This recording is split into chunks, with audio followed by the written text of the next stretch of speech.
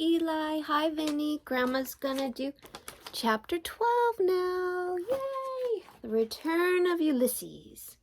When it began to grow dark, the rat, with an air of excitement and mystery, summoned them back into the parlor, stood each of them alongside of his little heap, and proceeded to dress them up for the coming expedition. He was very earnest and thoroughgoing about it, and the affair took quite a long time. First there was a belt to go around each animal, then a sword to be stuck into each belt, and then a cutlass on each side to balance it out. Then a pair of pistols, a policeman's truncheon, several sets of handcuffs, some bandages and sticking plaster, and a flask and a sandwich case. The badger laughed good-humorously and said, "All right, Ratty, it amuses you and it doesn't hurt me. I'm going to do all I've got to do with this here stick." But the rat said, "Please, Badger, you know I shouldn't like you to blame me afterwards, and I say I had forgotten anything." When all was quite ready, the badger took a dark lantern in one paw, grasped his great stick with the other, and said, "Now then, follow me. Mole first, 'cause I'm very pleased with him. Rat next, Toad last. And look here, Toady, don't you chatter so much as usual, or you'll be sent back as sure as fate." The Toad was so anxious not to be left out that he took up the inferior position assigned to him without a murmur, and the animals set off. The badger led them along by the river for a little way, and then suddenly swung himself over the edge into a hole in the river bank, a little above the water. The mole and the rat followed silently, swinging themselves successfully into the hole as they had seen the badger do. But when it came to Toad's turn, of course, he managed to slip and fall into the water with a loud splash and a squeal of alarm. He was hauled out by his friends, rubbed down and wrung out hastily, confronted and set on his legs. But the badger was seriously angry and told him that the very next time he made a fool of himself, he would most certainly be left behind. So at last they were in a secret passage, and the cutting out expedition had really begun. It was cold and dark and damp and low and narrow, and poor Toad began to shiver, partly from the dread of what might be before him, partly because he was wet through. The lantern was far ahead, and he could not help lagging behind a little in the darkness. Then he heard the rat call out warningly, "Come on, Toad!" And terror seized him of being left behind alone in the darkness, and he came on with such a rush that he upset Rat into the mole, and the mole into the badger, and for a moment all was confusion. The badger thought they were being attacked from behind, and as there was no room to use his stick or his cutlass, drew a pistol and was on the point of putting a bullet into Toad. When he found out that it would really happen, he was very angry indeed, and said, "Now this time that tiresome Toad shall be left behind." But Toad whimpered, and other two promised that they would be answerable for his good conduct, and at last the badger was pacified, and the procession moved on, only this time the rat brought up the rear, with a firm grip on the shoulder of Toad. So they were groped and shuffled along, and their ears pricked up, and their paws on their pistol, till at last the badger said, "We ought to, by now, be pretty nearly under the hall." Then suddenly they heard, far away as it might be, and yet apparently nearly over their heads, a confused murmur of sound, as if people were shouting and cheering and stamping on the floor and hammering on tables. The Toad, nervous terrors all returned, but the badger only remarked placidly, They are going it, the weasels." The passage now began to slope upwards. They groped onwards a little further, then the noise broke out again, quite distinct this time, and very close above them. "Hooray! Hooray! Hooray!" they heard, and the stamping of little feet on the floor, and the clinking of glasses as little fists pounded on the table. "What a time they're having," said the badger. "Come on." They hurried along the passage till it came up to a full stop, and they found themselves standing under the trap door that led up to the butler's pantry. Such a tremendous noise was going on in the banqueting hall that there was little danger of being overheard. The badger said, "Now, boys, all together."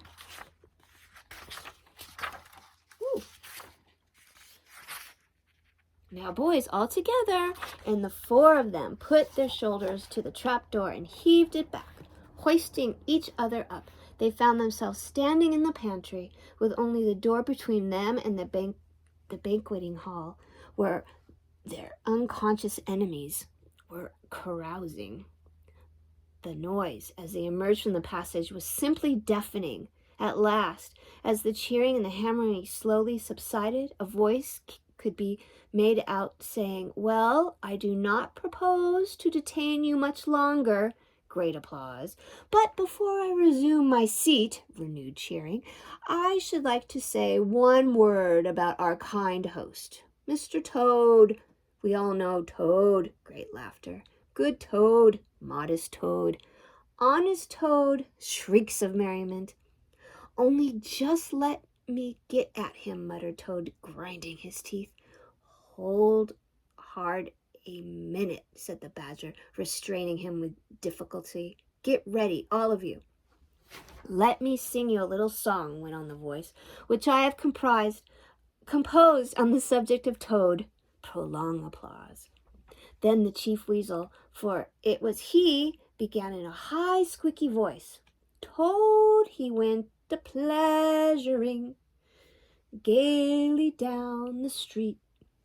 The Badger drew himself up, took a firm grip of his stick with both paws, glanced round at his comrades, and cried, "The hour is come! Follow me!" and flung the door wide open. My! What a squealing and squeaking and screeching filled the air! Well, might the terrified weasels dive under the tables and spring madly up at the windows? Well, might the ferrets rush wildly for the fireplace and get hopelessly jammed in the chimney?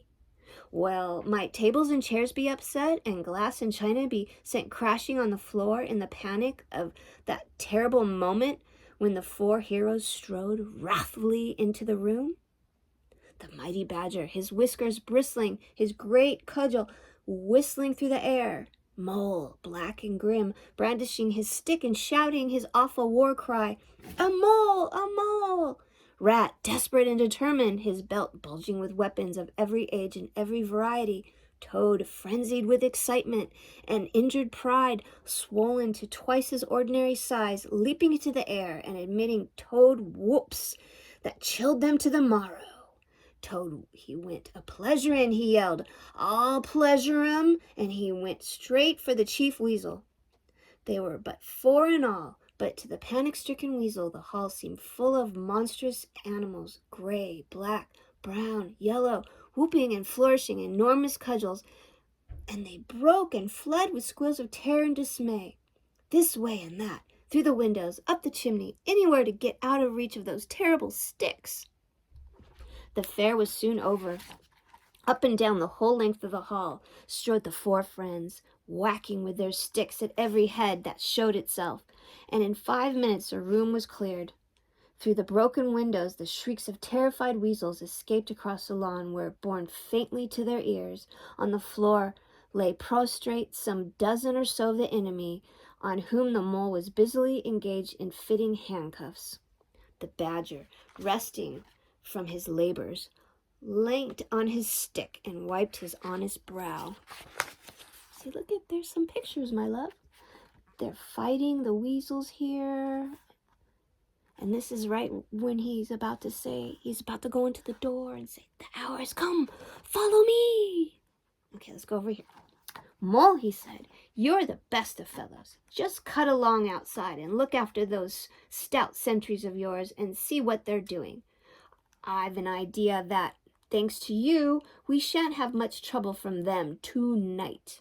The mole vanished promptly through the window, and the Badger bade the other two set a table on its legs again, picked up knives and forks and plates and glasses from the debris on the floor to see if they could find materials for supper. "I want some grub, I do," he said in the rather common way he had of speaking. "Stir your stumps, Toad, and look lively. We've got your house back for you, and you don't offer us so much as a sandwich." Toad felt rather hurt that the badger didn't say pleasant things to him as he had to the mole and tell him what a fine fellow he was and how splendid he had fought, for he was rather particularly pleased with himself and the way he had gone for the chief weasel and sent him flying across the table with a wind blow of his stick. But he bustled about, and so did the rat, and soon they found some guava jelly in the glass dish, and a cold chicken, a tongue that had hardly been touched, some trifle, and quite a lot of lobster salad. And in the pantry they came upon a basket full of French rolls and any quantity of cheese, butter, and celery. They were just about to sit down when the mole clambered in through the window, chuckling with an armful of rifles. "It's all over," reported. "From what I can make out, as soon as the Stouts, who were very nervous and jumpy already, heard the shrieks and yells from the uproar inside the hall, some of them drew down their rifles and fled. The others stood fast for a bit, but when the weasels came rushing out upon them, they thought they were being betrayed, and the Stouts grappled with the weasels, and the weasels fought to get away. And they wrestled and wiggled and punched each other and rolled over and over till most of them rolled into the river. They've all disappeared by now, one way or the other. I've got their rifles, so that's all right." I think this might be a good place for us to stop, and we will finish the rest tomorrow. I love you. Mwah!